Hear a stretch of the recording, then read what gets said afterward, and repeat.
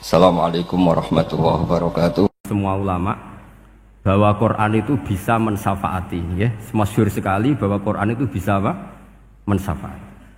Bahkan syafaatnya Quran itu bedanya dengan syafaatnya Nabi adalah syafaatul Quran ini menghalau atau menghadang orang biar gak sampai kena azab. Tapi kalau syafaatnya selain Quran itu yang sudah kena azab diambil dari azab itu.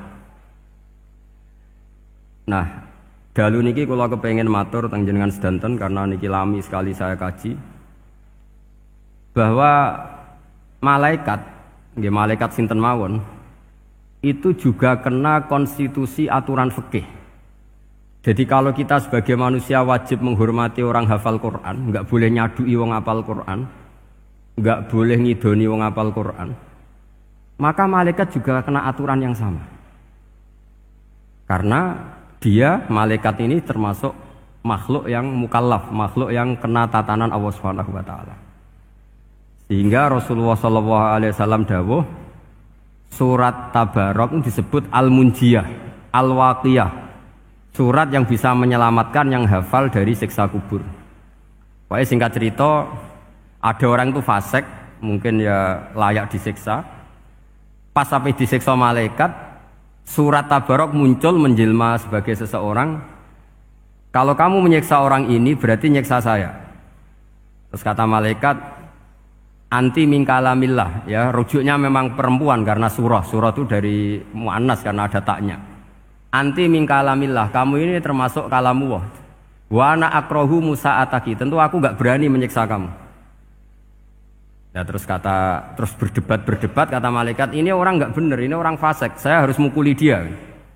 Kata surat Tabarok, sak fasik-fasiknya aku iku ning atine. Kena nyiksa dekne nyiksa aku. Wahnya debat karena enggak ada mahkamah konstitusi. Terus walhasil malaikat bilang gini, ya sudah kita lapor kepada Allah Subhanahu wa taala. Lapor, akhirnya surat Tabarok ini cerita ke Allah, ya Allah, ini orang setiap kali datang ke saya dari sekian surat-surat yang ada di Quran, orang ini milih saya. Yang dipelajari ya saya, yang dihafalkan juga saya. Ini kata surat Tabarok kepada Allah. Jika orang ini hafal saya tidak ngefek ke dia untuk tidak disiksa, maka mendingan saya tidak termasuk kitabika, saya tidak termasuk Quran saja. Wong jadi Quran ora iso nyafaati. Terus kata Allah, lho kowe kok emosi kata Allah. Ya harus emosi dong Gusti. Masa wis dadi Quran kok gak iso nyafaati sing apal. Terus kata Allah, wis pek aman. Makanya terus banyak orang ngapalkan surat Tabarok. Ya ini sekaligus ijazah nih. Untuk meradam kemarahan malaikat niku apal surat Tabarok. Syukur-syukur apal 114 surat. Oh niku malaikat sinten mawon pun kena. Cukup apal Tabarok. Sehingga adatnya orang-orang Jawa selain apal Yasin itu apal Tabarok. Nah saya itu lama sekali mempelajari bab ini. Ternyata di antara pokoknya itu satu, karena malaikat itu kena aturan fikih. Nggih imut nggih, malaikat itu juga kena aturan fikih. Jika orang hafal Quran itu haram disadui, kita haram menghinakan, maka malaikat juga kena aturan tidak boleh menghinakan orang yang hafal Quran. Dan alhamdulillah di banyak surahul hadis hafal Quran itu maknanya tidak harus hafal semuanya. Orang boleh hanya hafal Tabarok, boleh hanya hafal Waqiah. Itu kalau kamu hafal betul, surat ini juga bisa berdiri sendiri mensyafaati Anda. Kayak ini surat Tabarok, beliau matur kepada Allah Subhanahu wa taala. Redaksinya gini, inna fulanan amida ilayya min baini kitabika fata'allamani wa ta'alani. Jadi dari sekian surat yang ada di Quran, orang ini selalu milih saya ya Allah. Jadi gampangannya surat Tabarok, wong saya diprioritaskan orang ini kok saya dingin-dingin saja ketika mau jenengan siksa, ini enggak fair. Apa gunanya saya sebagai kalamullah, sebagai kalamuka ya Allah kemudian enggak ngefek kepada orang ini. Akhirnya walhasil sama Allah surat Tabarok diberi hak syafaat. Makanya akhirnya semua ulama ijma yang bisa mensyafaati itu adalah satu Quran, dua Rasulullah Shallallahu Alaihi Wasallam, ketiga orang-orang soleh dan seterusnya. Tapi yang penting dari ngaji ini adalah bahwa malaikat itu kena konstitusi. Makanya saya punya ijazah untuk jenengan. Malaikat itu bisa diteror, sampean tenang saja. Malaikat itu bisa diteror, bisa dibully. Masyhur itu di cerita Nurul Dzulam, karangannya Syekh Nawawi. Sayyidina Ali yang mbahnya Habib Ali ini, Sayyidina Ali bin Abi Thalib. Ya, jadi Rasulullah kita tahu punya menantu yang top alim alamah namanya Sayyidina Ali. Sayyidina Ali ku yang menuso. Jadi dekne ku iseng kepengin roh Umar ku wedi. Mergo mangkel. Wong kok ning donya anggere wong tau disentak iku kepengin roh Umar disentak. Wong sak urip-uripe nyentak. Wong. Walhasil Sayyidina Ali ketika Umar wafat, beliau berdoa, ya Allah saya beri kasef supaya ngerti Umar sing mletene ngono anggere wong disentaki wani gak nyentak mungkar nakir. Mau itu tok tujuannya. Nah, karena Sayyidina Ali itu orang yang luar biasa, walhasil dituruti mbek pangeran kasef. Wasef melihat mungkar nakir datang itu matanya kalkidril ghali kayak apa panci yang menganga. Oh seru. Umar baru bangun dari kubur. Sayyidina Ali sebenarnya ingin melihat kalahnya Umar sebetulnya, niatnya itu ingin melihat kalahnya Umar. Ternyata Umar tersinggung, langsung berdiri. Hei malaikat, kamu itu harus punya akhlak. Kamu tahu saya siapa? Saya ini temannya kekasihnya Allah. Yang diandalkan temannya bukan dia. Jadi bolehlah neror malaikat itu boleh. Kamu tahu saya ini siapa? Saya ini temannya kekasihnya Tuhan, kekasihnya Allah. Ya ke sapa? Kancane Nabi Muhammad. Itu panik mungkar nakir. Panik terus matur Allah, ya Allah ini ada orang yang saya teror malah saya diteror. Siapa dia? Umar, temannya kekasihmu. Kata Allah, yo kowe iku yo sing di akhlak sithik, mosok ambek kancane Nabi gitu. Semenjak itu terus sopan, jawab mungkar nakir. Tapi Sayyidina Ali gagal ngelihat Umar kalah. Padahal cita-citanya kepengin Umar itu sekali-kali kalah. Jadi ada sekian cara untuk apa ya, kalau dibahasakan untuk meredam malaikat. Masyhur ada ulama alim alama pekerjaannya mengajar tauhid. Ngajar tauhid lah, mungkin tauhid primbon sampai tauhid apa. Ketika meninggal sama malaikat masih ditanya marbuka, manabuka dan seterusnya. Imam Malik datang, "Hei malaikat, ini guru tauhid, saurip-uripe mulang tauhid. Kowe ora tau mulang kok takok sing tukang mulang. Sing sopan." Ya sudah enggak usah tanya. Jadi cerita seperti ini mungkin orang lain boleh nggak percaya, tapi itu mudawwan, dibukukan di beberapa kitab, dan saya percaya itu karena secara umum kaidahnya adalah ala inna auliya Allahi la khaufun alaihim wa lahum yahzan. Tetap lahumul busyra fil hayatid dunya fil akhirah. Artinya kalau wali itu ngalami ketakutan ketemu mungkar nakir, berarti dia tidak punya busyra fil akhirah. Padahal para wali ini dijamin punya busyra, mendapatkan gembira di dunia, juga mendapatkan gembira di akhirat.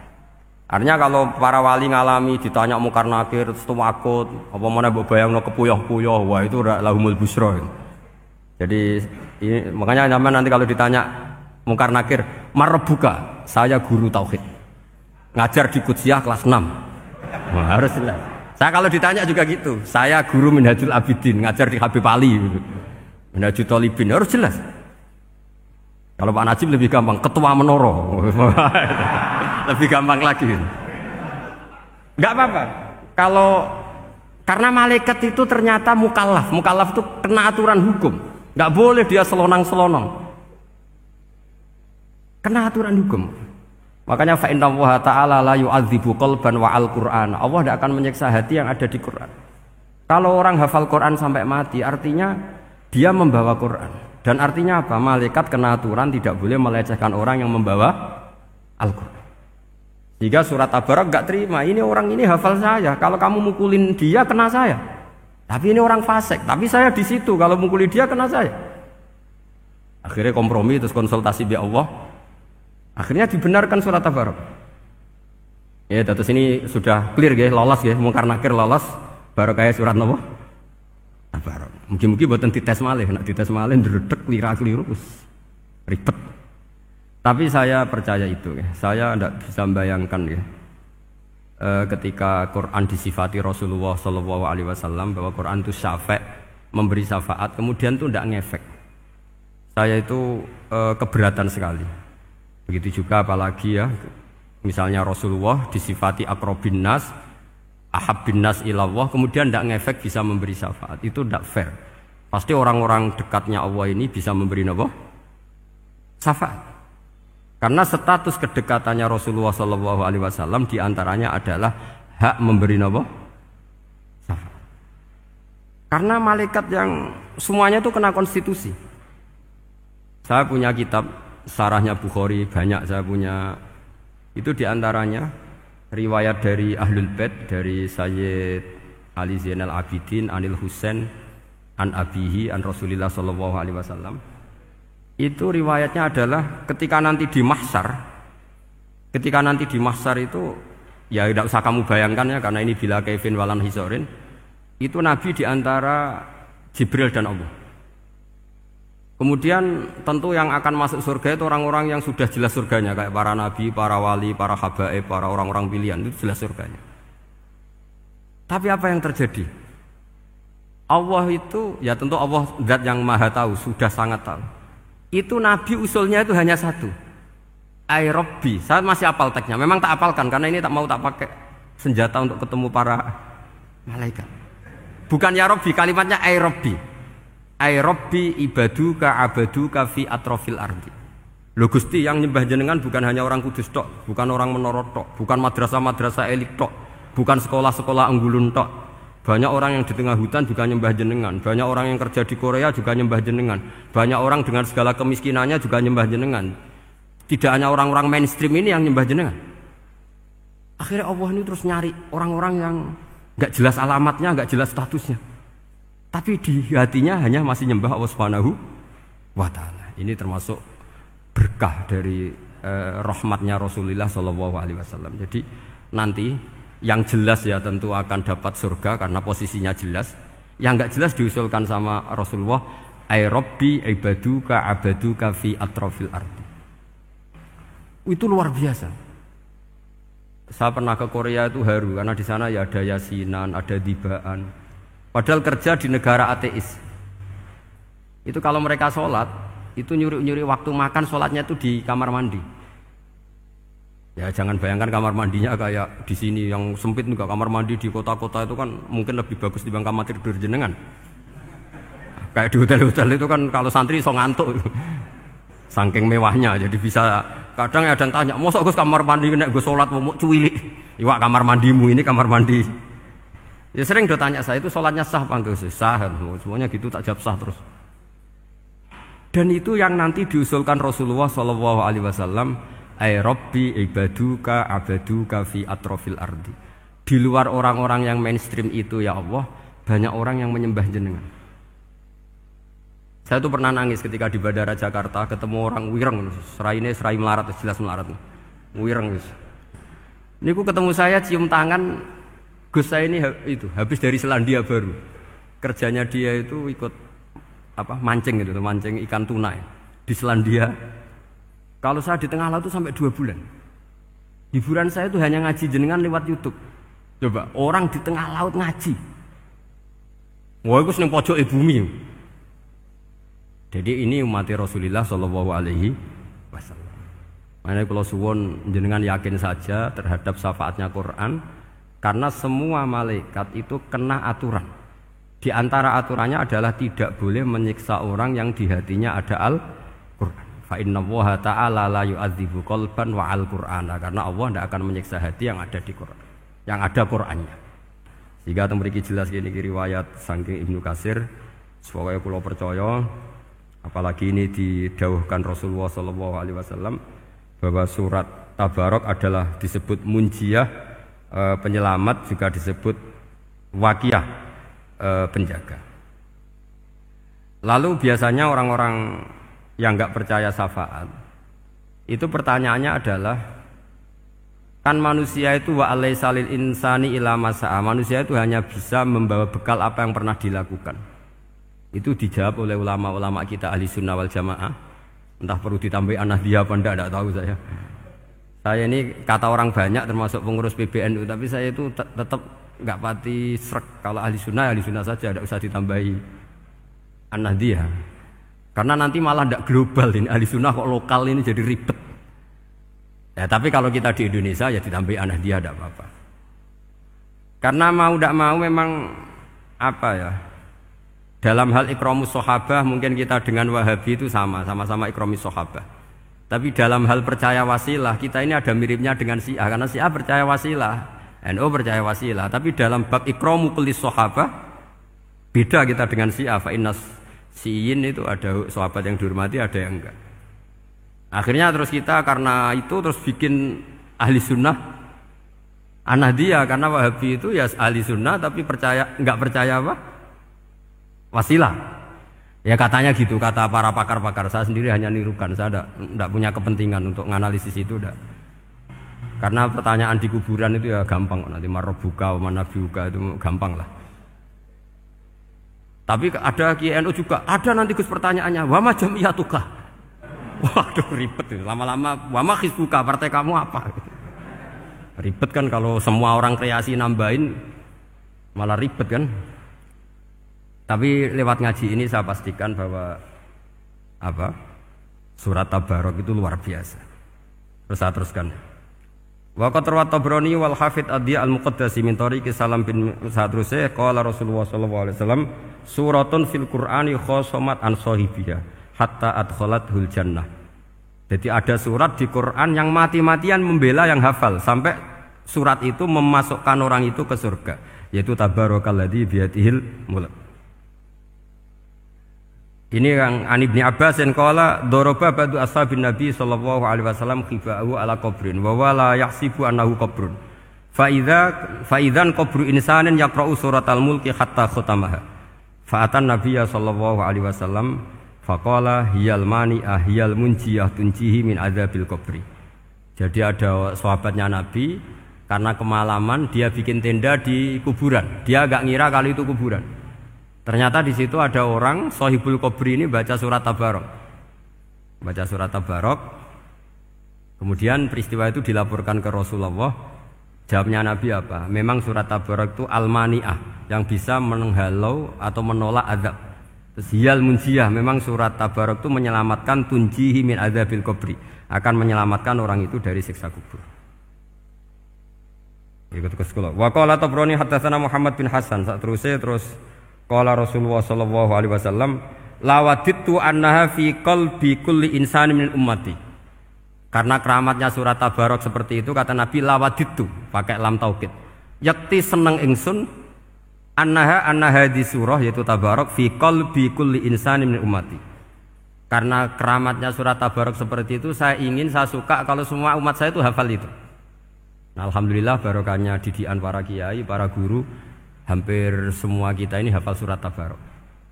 Daripada yang kampanye harus hafal Quran semua, ya sudahlah, ini al-maisur la yaskutubil maksur atau ma la yudraku kulluh la yudraku kulluh. Jadi saya itu punya santri orang Sulawesi. Itu dulu guru gitar. Santri di Jogja, dia dulu sekolah kesenian di Jogja terus jadi guru gitar. Saya ini kan kiai fikih. Saya mazhabnya sama dengan Pak Najib, termasuk ngaramkan gitar saya ini. Mau tak haramkan kok ora gelem ngaji malah ribet, tak halal ngomong gitar kok tak halal. Semeneng ae. Semeneng ae. Saya niru Mbah Mun, nek ono jawabane semeneng gak. Ya tak kok kadang, Gus, main gitar hukumnya piye? Kurang pegawean tak jawab. Halal tak haram, Gus? Kurang pegawean sejelas. Halal haram tak kok ribet. Tapi yang unik dari itu apa? Tiap tahun Beb itu datang ke saya setor surat Tabarok. Kadang ya setor 5 ayat, 20 ayat, sampai khatam. Naik pesawat dari Sulawesi. Gara-gara ngaji saya, sudahlah Gus, sementing aman. Jadi, aku ning donya wis main gitar saenakku, nak gak apal Tabarok bahaya gitu. Dia ngapalkan, apal betul. Sekarang kemarin setornya khatam. Ya hanya untuk ngelawan malaikat saja itu, untuk ngelawan malaikat itu. Saya kok tertarik itu. Lah yang repot saya, Beb, saya kiainya ngajarkan itu tapi lupa ngajarkan haramnya yang gitu-gitu. Wah ya ribet ya, sudahlah nanti biar virusi Allah Subhanahu wa taala. Sudah. Karena jadi kiai itu repot. Saya pernah Beb tanggal 1 Syawal itu punya teman zaman di Sarang. Wonge wis wireng kriting soe wireng kriting. Jarang ke saya tanggal 1 Syawal kecuali pas itu. Ternyata datang tuh karena teman saya, semakan senior saya, mau teko mau ngijazahi saya. Gus, kowe nak dadi kiai sing hati-hati. Aja geman dalil sing ora iso nglakoni. Ono apa? Dia itu datang ke saya berarti tanggal 2 ya, tanggal 2 sore. Dia itu pas Idul Fitri itu pidato. Man shoma Ramadan wa atba'ahu sitan min Syawal fa ka'annama shoma dahra kullah. Itu orang lugu-lugu poso. Bareng tanggal loro rono pas wandekne rokokan. Wong lugu-lugu, wah rugi bah aku poso jebule jenengan ra kena dinut. Jadi semuanya yang poso 6 hari itu ngikuti kiai itu. Ternyata pas disowani pas rokokan. Rugi bah aku anut jenengan. Tak nut-nut poso jebule jenengan gak poso. Aku yang mending ngene, lha opo kowe dalil ngono barang ngono lha opo ora iso nglakoni. Makanya ini hati-hati para kiai, nek dalil sing ora iso nglakoni ora usah. Nak khutbah id ora usah cerita poso 6 hari, kok malah diciri orang. Ya cerita wae wong nak berposo dosane di sepuro insyaallah, pokoke yang gampang-gampang saja. Nak dolan ning gone wong awan-awan dosa ganggu.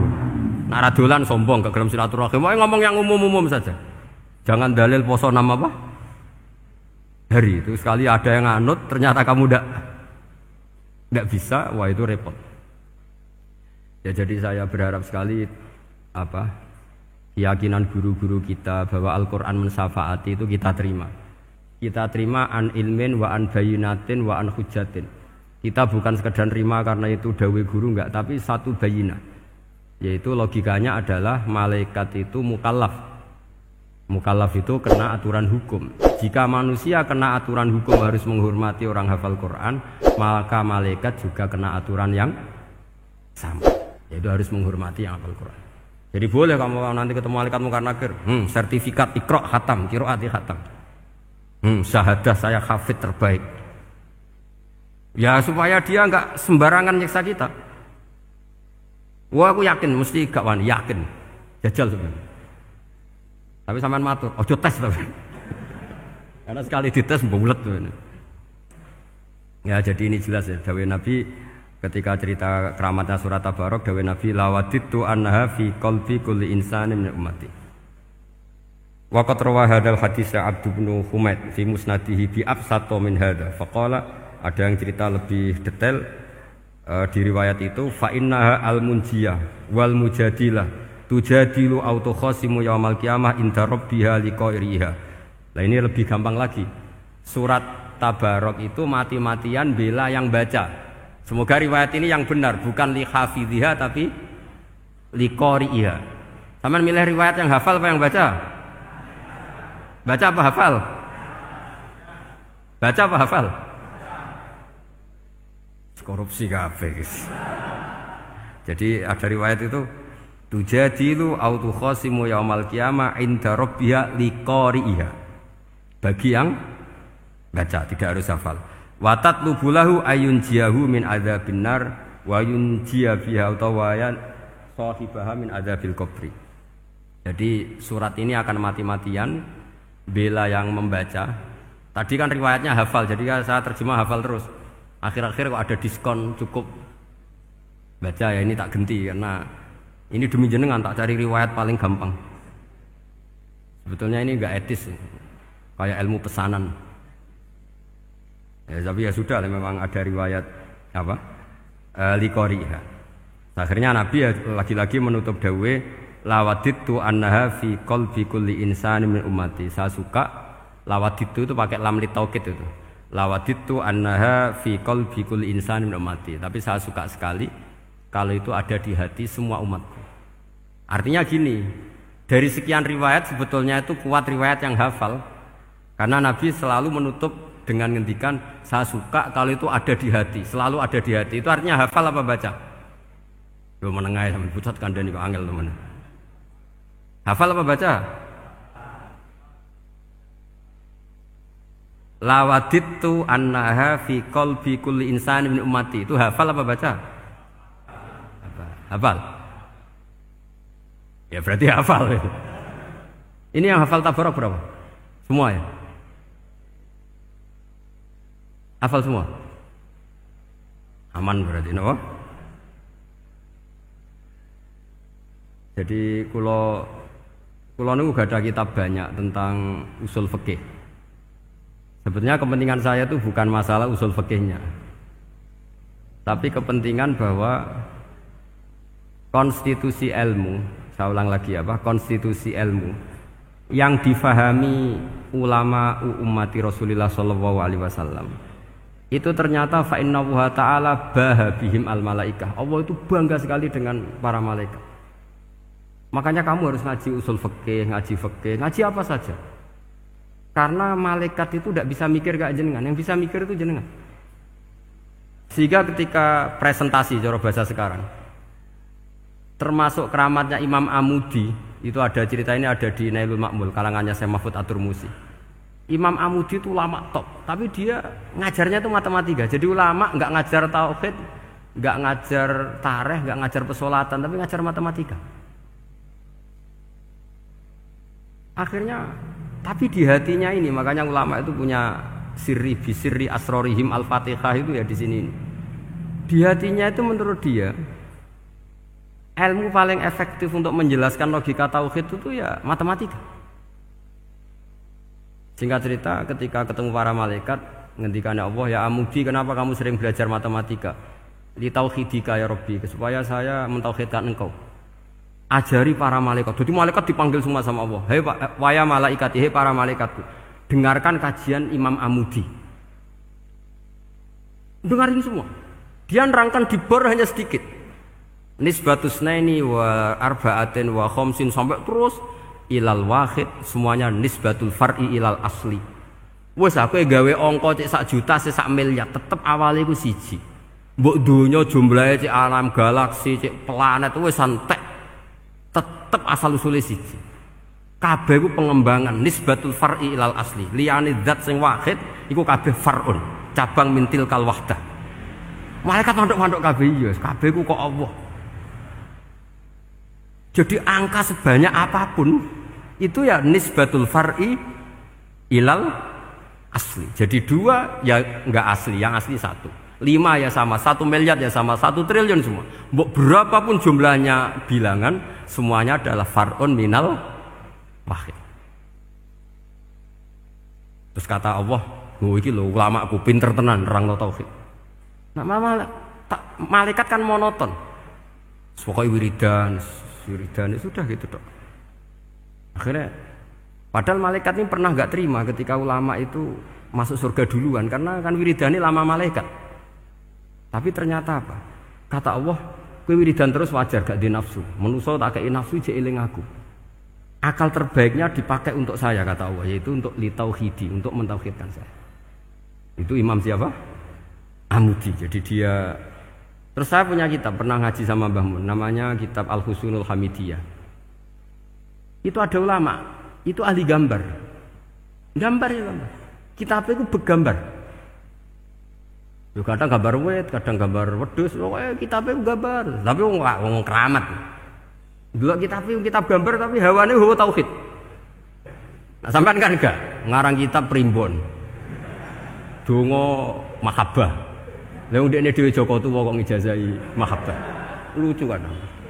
Ana kiai fakir jal ijazah jal berizki yo ngijazahi padahal ndekne dhewe fakir. Sing repot meneh. Wong ndekne dhewe ra cerdas ngijazahi ilmu laduni.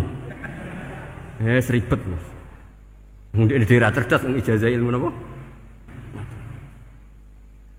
Ternyata di akhir kitab itu dijelaskan gini. Fa inna hadhihi suwar, semua gambar ini awaluha min nuqtah wahidah. Awalnya adalah dari 1 titik. Jadi famadarul wujud adalah an-nuqtah, 1 titik. Nuqtatul wujud yaitu Allah Subhanahu wa taala. Mbok kowe gambar seruwet apapun. Wis aku gambar benang paling ruwet sing ra iso diurai. Awalnya 1 titik apa 2 titik? 1 titik. Makanya masyhur dalam dawuh para ulama, Quran dikumpulkan di surat Fatihah. Surat Fatihah dikumpulkan di Bismillah. Bismillah dikumpulkan di titiknya ba. Nah titik ba ini disebut bi kana makana wa bi yakunu mayakun. Karena lewat titik bi ini, karena saya yang ada menjadi ada, dan karena saya yang mau ada akan menjadi ada. Makanya semuanya itu kembali ke 1 titik, nuqtatul wujud. Kayak apa ulama dulu? Jadi mau bismillah itu gak main-main kan. Bismillah itu eling bae. Ba ini nuqtatil wujud, bahwa kita benar-benar bertauhid. Mbok kayak apa buletnya gambar, mbok kayak apa ruwetnya, tetap dimulai dari 1 titik. Mbok kayak apa jumlah angka-angka itu, dimulai angka 1. Nah, Sampean saya harapkan nanti kalau ketemu Allah itu Allah bangga dengan sampean kon mulang tauhid ning malaikat. Orang yang TPK kon mulang malaikat. Itu cita-cita terbesar saya, kepengen mulang malaikat. Mulang sampean wis bosen yakin wis aku pengen oh keren mulang. Ya, maksudnya aja malaikat kok Jibril, Mikail itu malaikat elit. Sing awam-awam lha sing mboten. Kalau malaikat ini papan atas niku pun alim banget. Saya kenapa ngomong demikian? Saya ini punya tafsir namanya tafsir Al-Qurtubi. Itu Imam Qurtubi termasuk tak anggap mufassir hebat. Beliau ketika ngendikan wa idz qala rabbuka lil malaikati, sak terus walhasil malaikat itu terus protes ataj'alu fiha may yufsidu fiha wa yasfikud dima. Itu kan ada pertanyaan di tafsir itu. Bagaimana mungkin malaikat itu protes kepada Allah padahal malaikat itu terkenal loyal sama Allah, nggak pernah intervensi, nggak pernah gugat. Kenapa ini kok ada cerita malaikat kok gugat atas alu? Jadi Imam Qurtubi, hum awamul malaikah, itu awamnya malaikat, bukan yang kayak Jibril, Mikail. Itu malaikat-malaikat yang nggak ada namanya, awam. Jadi jangan bayangkan yang protes itu kayak malaikat Jibril. Jadi harus dibedakan. Nah, saya ya tentu kalau ngajar malaikat ya milih yang ini, yang nggak jelas namanya ini sudah. Kalau Jibril ya nggak mungkin diulang dong, sing nggawa wahyu. Apa alam Quran itu sepiro? Aku sing nggawa Quran ribet kan malah. Lah nek Israil mbok ulang tersinggung dipletet lah tuntas malah ribet. Mikael mbok ulang tersinggung kira di donasi bagian duit dan bagian rezeki. Ribet. Wis mulang malaikat sing awam. Saya itu termasuk hilang iskal saya, janggal saya karena tafsir Qurtubi. Dulu saya itu iskal. Mau malaikat kok ngevaluasi kebijakan Allah itu artinya kan gini. Ya Allah, engkau mengangkat Adam sebagai khalifah. Padahal potensi Adam itu adalah ifsad. Ya, ataj'alu fiha may yufsidu fiha wa yasfikud dima. Kata malaikat, wa nahnu nusabbihu bihamdika nuqaddisu lak. Itu kan paradok, kalimat yang paradok. Paradoknya begini, ya Allah tolong evaluasi engkau ngangkat Adam sebagai khalifah.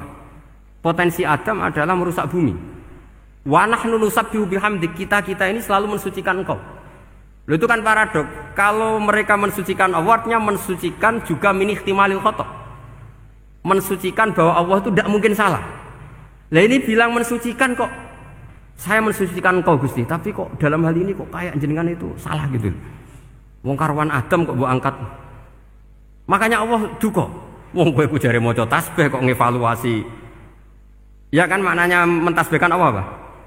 Mensucikan dari semua kesalahan, kekurangan. Ini bilang baca tasbih kok nganggep Allah itu perlu dievaluasi kebijakannya. Tolong pikir ulang Gusti. Mungkin jenengan kurang detail kan kayak gitu. Akhirnya Allah tersinggung. Masyhur itu di tafsir-tafsir. Meskipun tafsir itu sebagian Israiliyat, yang keterusan itu rodok Israiliyat, tapi cara kula rodok setuju, Israiliyat sing rodok-rodok gitu. Itu kan masyhur itu akhirnya. Lah apa alasannya Adam kok salah? Bani Adam tentu akhirnya Adam ini kemudian berganti ke Bani Adam. Dan itu jadi perdebatan ahli tafsir. Apakah dhamir itu harus kembali ke asal, apa boleh ke pengembangannya? Misalnya Adam itu kan di situ disebut ataj'alu fiha may yufsidu fiha wa yasfikud dima. Padahal Adam yang nabi ini enggak pernah yusfikud dima. Enggak pernah yufsid fil ardi, juga enggak pernah wa yasfikud dima. Ya, saya ulang lagi, Adam yang nabi itu kan enggak pernah ngalami ataj'alu fiha may yufsidu fiha wa yasfikud dima. Berarti Adam ini nanti yang nakal, yang sampai senang pertemuan darah itu Adamnya apa anaknya? Anaknya kan? Itu jadi perdebatan ahli tafsir. Walhasil singkat cerita, malaikat ini tidak salah. Nyatanya kita tahu kan perang di Irak, di Syria, perang zaman Belanda, Bani Adam itu senang safkud dima. Tapi ternyata malaikat ini ditegur sama Allah. Yusbiya manusia itu salah itu di nafsu. Gue bener mergo ora tak kei nafsu. Masyhur terus dicerita Israiliyat itu ada malaikat, nggih jajal Gusti. Jual tenan dikei nafsu, medun ketemu wong adus langsung merkosa. Gaweanan sih, ora kenalan sih. Terus dari Allah, wah lumayan menungso, ana mukadimah iki awur-awuran ae. Walhasil terus malaikat api terbang nggak bisa. Ini kata cerita Israiliyat, kamu harus menentang cerita ini. Tapi saya setuju. Singkat cerita, pertanyaannya adalah, mungkinkah malaikat melakukan kesalahan? Padahal termasuk salah adalah protes kepada Allah Subhanahu wa ta'ala. Itu dijawab oleh Imam Qurtubi, hum awamul malaika. Itu awamul malaika. Jadi kita harus membedakan malaikat yang papan atas, yang ashos. Kalau dalam tafsir modern disebut malaikat sing ashos, kayak Jibril, Mikail. Ada malaikat awam. Nah, yang awam ini ya biasa, yang bilang qalu ataj'alu fiha ma yufsidu fiha wa yasfikut dima wa nahnu nusabbihu bihamdika nuqaddisu lak. Itu kan paradok. Paradoknya ya Allah, engkau mengangkat Adam jadi khalifah itu kayaknya salah. Harusnya kan ngangkat kita, karena kita ini yang selalu mensucikan engkau. Lu mensucikan Allah, kok nganggep Allah mungkin salah dalam bikin keputusan. Makanya hati-hati kalau baca tasbih. Kalau baca tasbih, kalau Allah Maha Suci, ya sudah suci dari segala kesalahan, kekurangan. Jika wiridannya Rasulullah yang diajarkan kita, subhanallah bihamdi adada khalqi wa ridha nafsi wa zinata arsy midada kalimati. Jangan subhanallah pakai versi kamu. Allah Maha Suci. Ternyata kamu punya khayalan tentang Allah. Nah, kalau khayalan kamu salah, berarti mendudukkan Allah tidak sesuai sifatnya Allah. Makanya ahli tauhid terus punya satu pakem ilmu yang namanya ma khatara bi balika fa wa bi khilafi dzalik. Apa yang ada di hatimu bahwa Allah seperti ini,